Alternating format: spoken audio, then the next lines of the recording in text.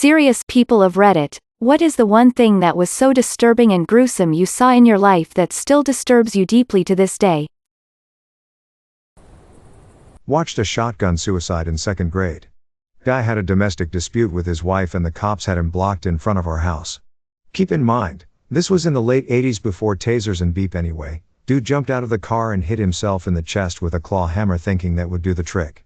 When he realized it wouldn't, he reached into the backseat and grabbed a shotgun, stuck it in his mouth and suddenly his head was gone. Nightmares even to this day. I pulled my 4 days dead brother out of the closet he hung himself in. The way his eyes and tongue were bulging out of his head and the green-purple color of his skin still haunt my dreams to this day. My greatest failure was not realizing my little brother was hurting that bad. I still hate myself for it. I know it's not my fault, I just miss my little brother. Edit. Thank you so much for all the love, guys. You're making me cry over here. I can't tell you how much this warms my heart.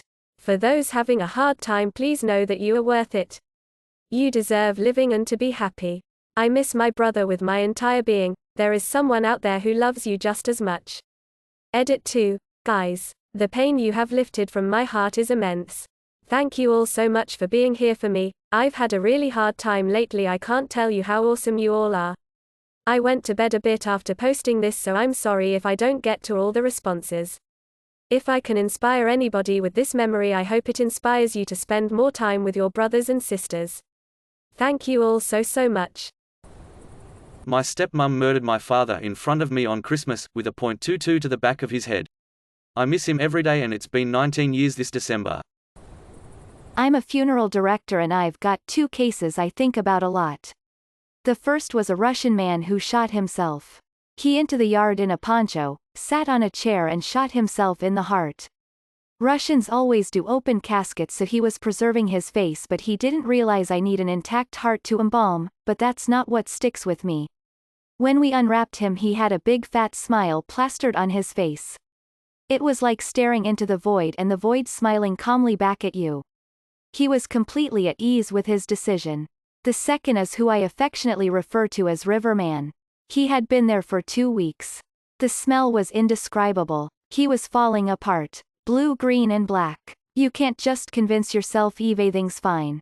There's this innate biological response to working with decay like that, and all day my body was in fight or flight mode. His wife insisted on viewing him. We cautioned her, we showed her photos, we asked the medical examiner to caution her, but she could not be dissuaded. She spent 15 minutes in a tiny room alone with him. Walked in on the nurses getting my dad ready to go down to the morgue when I was 17. I wanted to just spend a few more minutes with him, but instead saw my naked, dead dad getting all his tubes yanked. It's been over 20 years and I can see the macabre humor in it. But still. A toddler getting hit by a car. The little girl took off across the yard headed towards the street, and the mom was too far away to catch her before she ran right in front of the car that was in front of us. My dad slammed on the brakes as soon as he saw her running and was screaming, "No, no, no, no, no," but the car in front of us didn't see her. My dad pulled into the driveway across the street from the house and told us not to look out the back window. We could hear the horrific screams from the mom, and the driver was absolutely hysterical. We had to stay there until the police arrived, and it was just constant screaming. It is never talked about unless one of us, my dad and brothers, have a nightmare about it. I seemed to block it out for years until I became a parent, when it started becoming a reoccurring nightmare for the entire pregnancy. Watched my stepdad try to kill himself by hanging himself off the fire escape at our apartment. He told me to tell your mom I said goodnight, and he jumped off. Saw the smeared remains of a guy who tried to cross a busy highway and was obliterated by an 18-wheeler. Saw a jogger get hit by a car when I was driving with my aunt. She pulled over and ran to help and call 911, and she came back to the car covered in blood. I was like 7. Hear a neighbor screaming for help. Go outside like the beep my neighbor's doing now. She's hysterical and I run over and see what's happening. She's nonsensical and leads me to the basement, all the while making this beep wailing wheezing sound. Her son lay blue-faced on the ground. Paramedics arrived shortly and tried to resuscitate him because his feet were warm to the touch, and it would have been fairly recently he had killed himself. He did not make it. Neighbor had found her son in the basement hanging from the recently deceased family dog's leash. She tried to lift him in a futile effort as if he was going to pull himself up or start breathing again. After she tried to do this and realized that she needed to cut him down, she grabbed a knife and cut him down.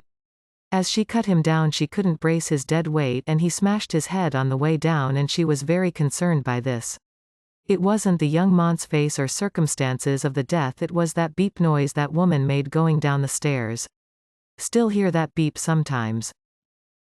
My first trip to Mexico, saw a guy walking on the side of the road during a storm. Was struck by lightning and my grandpa put him in the bed of the truck to take him to the hospital, but the poor fellow fell dead instantly. I remember I kept looking back and saw and smelled charred flesh. I was only 4 years old. 24 years later, that image still haunts me to this day. When I was sitting on the bus after end of school, one of my friends from class got off his bike to pick a book up and he got hit by a passing car, and most of us on the bus saw it. The kid landed in the back of the truck. I saw it clear as day. He basically did a cartwheel in the air and landed in the bed of the truck as the driver stopped, also a student at my high school. We ran off the bus toward the truck, and I hate that I looked, but he was laying there dead with his eyes open and blood dripping out of his mouth, and both of his legs were basically broken sideways to one direction, and it was absolutely scarring. I have never forgotten exactly what that looked like. Kid was my age, only 13. Very sad day. Edit. People appear to be doubting the ages in the story. This was rural Alabama. High school started in the 7th grade. We were indeed 13. R.I.P. Trey. Link 1. Not nearly as gruesome as some of these, but watching my best friend be taken by brain cancer. Over the course of 15 months he lost 100 pounds and turned into a yellowed husk of the healthy 23-year-old he was before. It was a grueling process. Edit. I'm so sorry to see how many others have lost someone to cancer.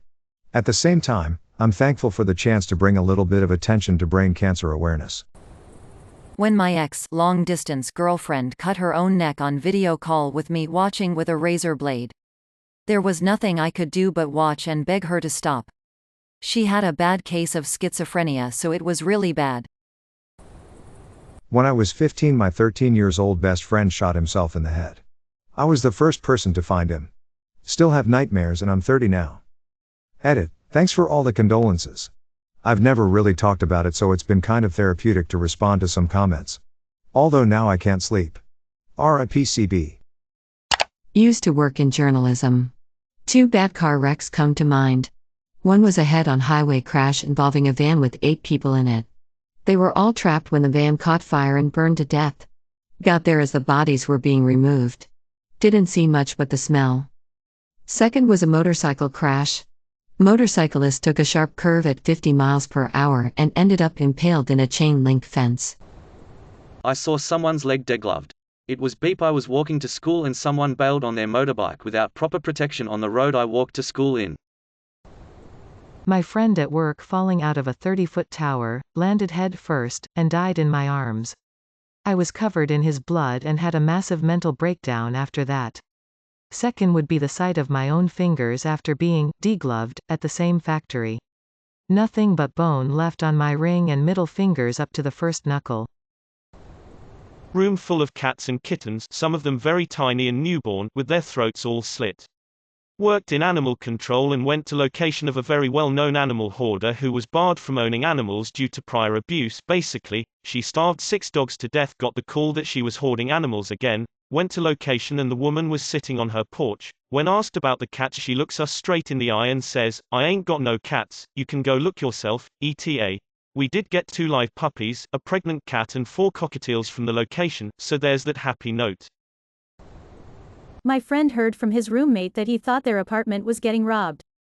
I go over there with him and the front door is ajar. We try to open it but the door is obstructed by something, so we retreat to the stairwell. Someone comes banging on the door to the stairs. We think it's the intruder. It's not, it's the roommate. Their third roommate was the one obstructing the door. He had wrestled with the burglars and was shot in the head. That beat me up for a while. I still get PTSD flashbacks when I hear a scream. I think someone's invading my home. In Afghan, we'd been getting dogged by some Taliban for like 4 days. They'd pop up out of cover, mag dump, and run. We'd taken a casualty to an Eid and lost several vehicles trying to hunt them down. We finally caught them in a courtyard in a little pregame huddle. About 6 of them holding AKs and RPGs kinda strategizing. We were about 800 yards away and they didn't know we could see them, so we called in an airstrike. We saw the blast, and advanced on the position. We were high-fiving, backslapping and generally in high spirits because we'd finally got him. Except one of them wasn't dead. He was missing both legs, his guts were hanging out, he was badly burned. He dragged himself to where I was standing in shock, laid his head on my boots, and began to weep. I speak enough Pashto to understand he wanted his mom. Up until then they were just targets, contacts or beep hajis. This was just a kid barely out of his teens who wanted his mommy. It took him 15 minutes to die. We logged 6 enemy Kia and said nothing as we returned to our patrol base. After that the guys in the platoon were a lot more reserved. The raucous macho backslapping hua ura beep was gone. 2 men present at that event have committed suicide, 3 are hopelessly lost in substance abuse, and the rest of us got a lot more quiet. I still have nightmares about it and kinda choke up even just thinking about it, which happens unbidden about 2 or 3 times a week. The silhouetted outline of body parts and pieces of metal and plastic strewn over the road when a family friend was hit head-on and killed while driving a motorcycle. I've got 2 and they are both from elementary school. The first happened when the cool trend was to shake up a pop can and pierce the lid with a pin, then shotgun the coke. One kid went to do it and lost his grip on the pin, which was blasted down his throat by the force of the pop flying out of the can. I remember being amazed by how much blood was pouring out of this kid's mouth. He went to hospital and recovered. The scene shows up in my stress dreams sometimes. The second was the next year, so I'm in grade 4. The schoolyard was surrounded by a chain link fence, maybe 5 feet tall, but being the 80s there was no caps on the points at the top. So a frisbee or ball or something got tossed over the fence and an older kid decided he was going to climb the fence to get it. Got to the top and his foot slipped and the fence went through under his eye and popped his eyeball out. Just a shocked kid standing there staring at his own eye still on the fence. No idea what happened to him since he was a few years older, and being a kid I never thought to follow up on it. Gotta imagine he lost the eye at the very least. Still get the heebie-jeebies 20 plus years later when I think of that one. Almost home, after a long work trip. Came up on a gruesome 3-car wreck on a 2-lane highway. I saw a state trooper covering the body of a 5-year-old. This was about 10 years ago. The car ahead of me hit a golden retriever who was panicking from the fireworks and running across a busy street on July 4th. I slammed on my brakes while the car that hit the dog sped away. The dog and I made eye contact, huge, absolutely terrified, shocked, and then it died right there. That was more than 10 years ago. Well, my dad beating my dog's head in with an axe will always be near the top of the list. When I was about 10 or 11, my older sister jumped out of our moving van trying to kill herself while my mom was driving. We were going about 55 and she hit the ground and the back tire ran over her. She somehow survived and has a normal life with her husband now. I don't really talk to her about it that much, but it was an awful experience. I was on the streets after fleeing violence at my family's house. I was in my car behind a Hobby Lobby and I was awoken by crackhead trying to break my driver's side window with their head. They kept smashing their head even once blood was splattering on the window. I fumbled trying to find my keys from the panic and gunned it out of there. I went to a nearby McDonald's and asked for a couple cups of water to rinse off my window and door. I probably looked like a serial killer, lol. I used to copy file notes for inmates and deliver them to the prison when their cases were updated. I had to go through folders for each inmate, often seeing letters from victims, family members begging for their release, and reasons why they were incarcerated. The really bad ones were flagged with sensitive material labels, like the aftermath of abuse photos and worse. Was carrying a particularly large stack of these folders to a parole officer's desk one day. They got away from me and started to shift when I dropped them. One of them spilled photos of child pornography, and I saw way too much of them. It turned my stomach so badly, I had to leave that job. Saw a guy sitting on a park bench, lean back, spit into the air, catch it, gargle it, and swallow it. Bud Dwyer video. I was 15. I will never forget the sound, the blood, and my jaw just dropping in horror. Video of guy cutting his fricking penis off. Witnessed a suicide. May your day be filled with joy and happiness. And please remember to like, share, and subscribe for more quality content every day.